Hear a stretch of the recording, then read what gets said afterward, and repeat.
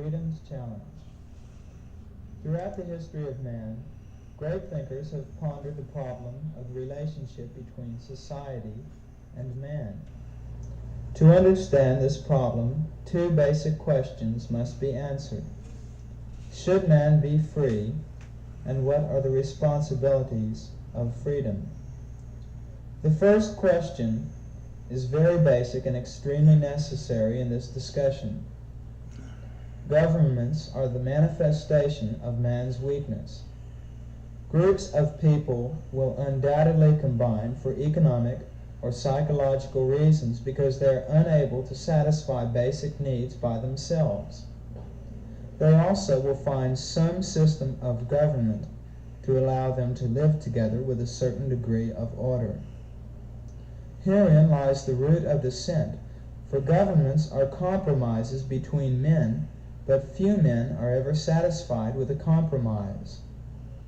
There are two ways of resolving this problem. One is to set up and make man follow certain standards, and the other is to let man choose his own standards. The first solution is a life-negating one and destroys the individual.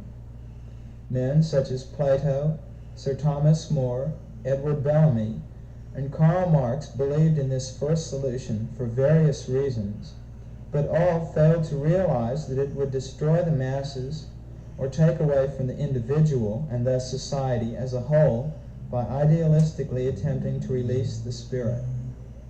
The other form of government in which man chooses his own ethical system also fails in its pure form because chaos undoubtedly ensues due to man's lack of intelligence. Thus man and his government must compromise again to come up with a workable system somewhere between the two basic and pure governmental systems.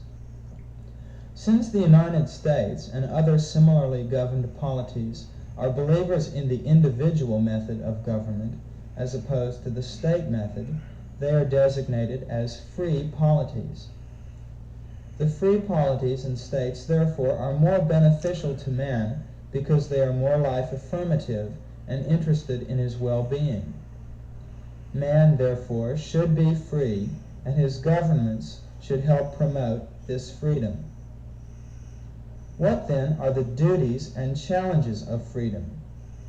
The basic challenge, of course, is to attempt to reach pure freedom so all men can live their lives as they wish.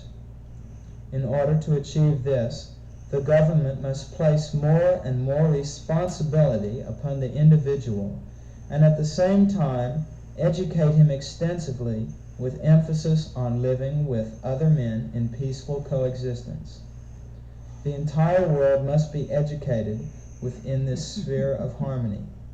It must be educated peacefully and systematically. Freedom challenges free nations to become purely free and to help other nations gain freedom by setting an example and by explaining freedom's benefits to them.